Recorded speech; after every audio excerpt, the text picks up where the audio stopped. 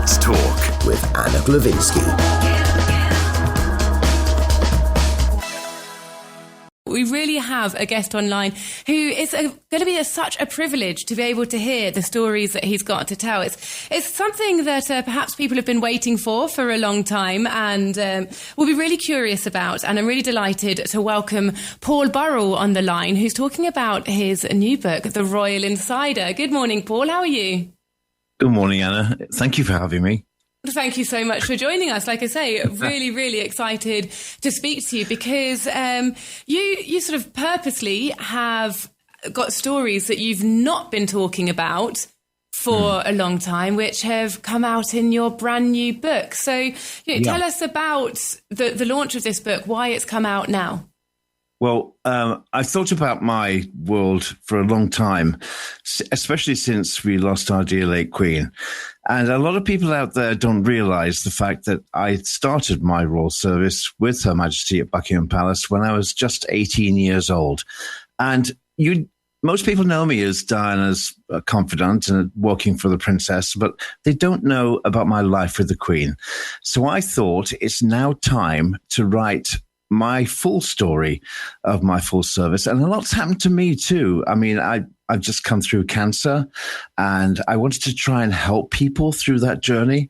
So I think it's appropriate to talk about that life, which is the royal life, which is changing so rapidly. They're in a particular crisis at the moment, and I want it to survive because I'm a monarchist. And I want to cross that bridge, and I want to find King William and Queen Catherine at the other side. So this book is about my special memories about the Queen, about Princess Diana, about behind the scenes, because I had a front row seat to history. And I think it's important to tell people this is my story. It's not their story. It's just that they were there and they inspired me. And so I'm telling you why they were so inspirational. Wow, I mean, it sounds very positive, using words like inspirational there. But what I'm really curious about is, like you said, you started at 18 and you went into this, from the outside, to be honest, a mad world.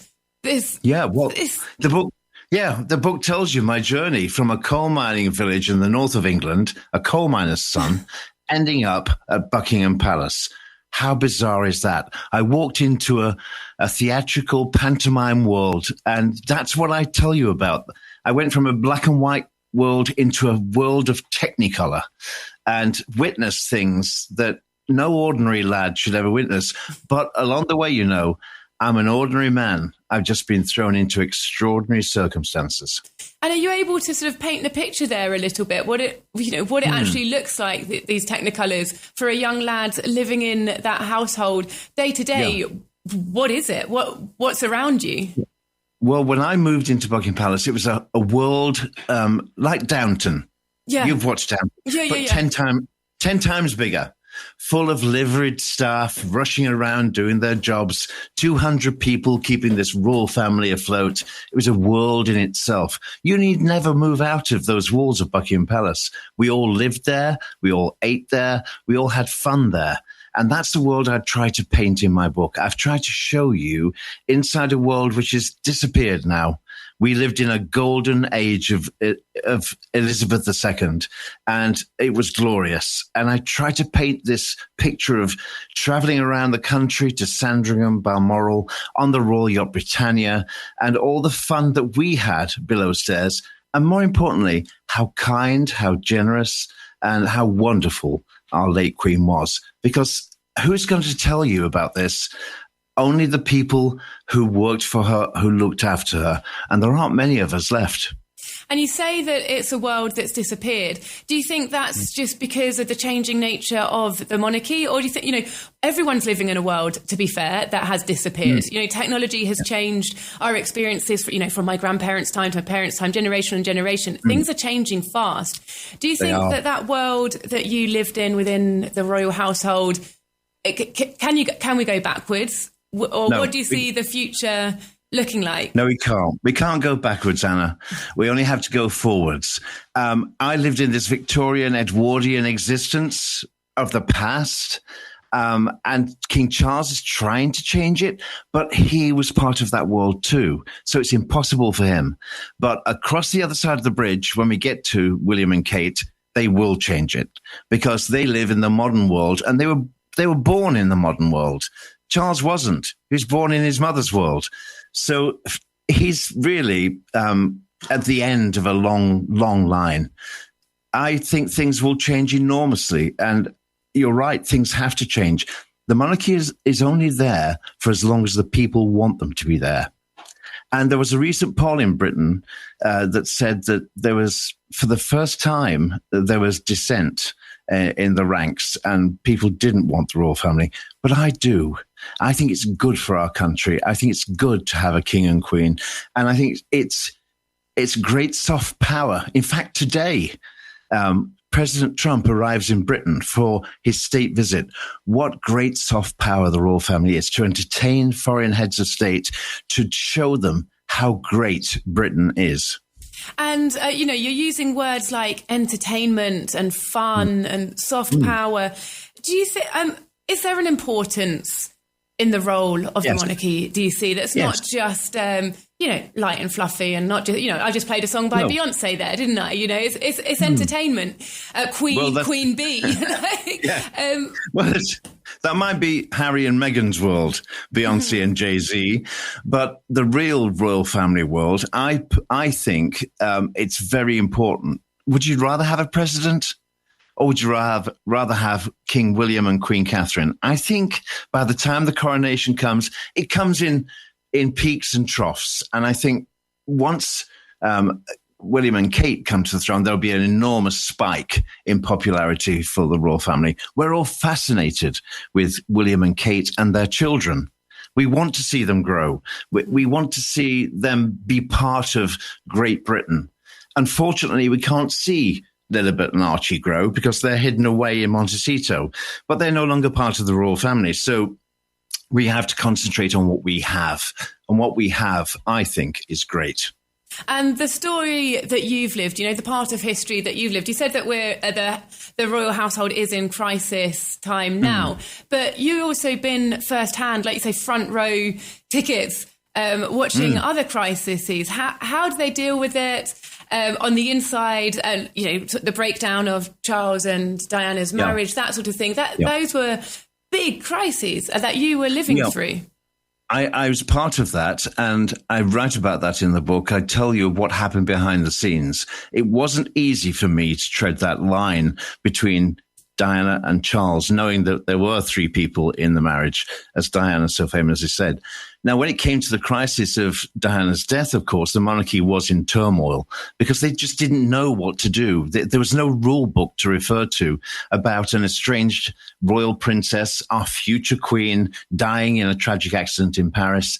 And then the funeral and everything else, it was just too much. It was overload, not only for the royal family, but for the British public.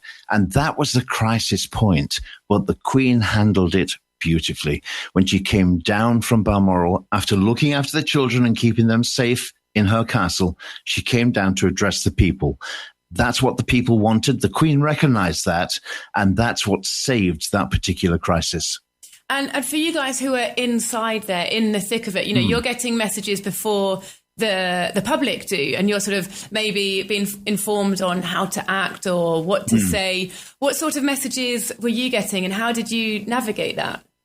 Well, we learn along the way, we learn etiquette and manners and what to say and what not to say, how to set the perfect table, how to address a duke, an archbishop, a king or a queen. So we learn. It's a learning process on our feet. I looked after President Reagan at Windsor Castle.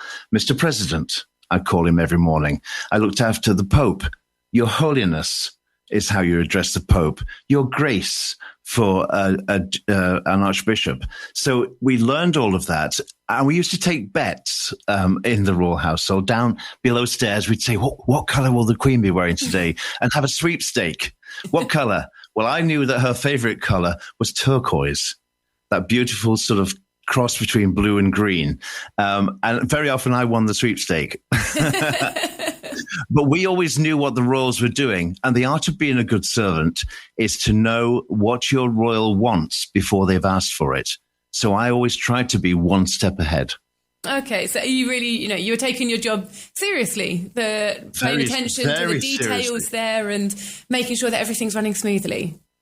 Yes, and you see, our monarch, I always thought she deserved the best, and she got the best because she was our queen, and we all achieved that.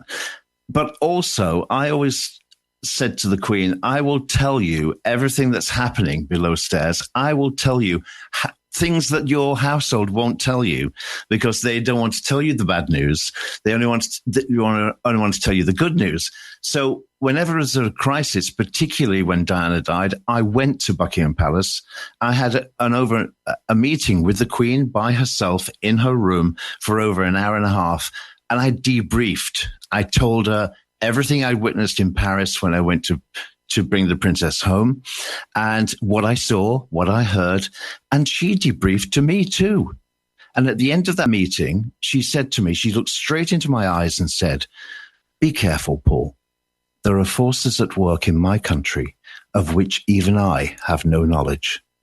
And everybody says to me, what did she mean by that? Well, you don't ask the Queen to elaborate on something she said. You take it on board and you deal with it. And I thought she meant secret services like MI5 and MI6, that there are spies like James Bond. I'm sure there are. And she was telling me that there are people out there that do things that she doesn't always know. And when I debriefed with her, I said to her, well, I did see shadowy figures in the corridors at the hospital in Paris. And she said, well, they're just keeping an eye on things. It's fascinating, isn't it? Yeah, it really is. What a strange world to live in. And you also, what I'm interested in there as well is that sort of relationship side, that human connection with someone that we just see as a monarch, as someone untouchable, almost to the point of inhuman, if you know what I'm saying here. Yes, but you talk about moments of warmth, but at the same time, you're using words like debrief when you're talking about, tragedy and painful moments. So how did you cross that line between servant professionalism and humanity? And how did she?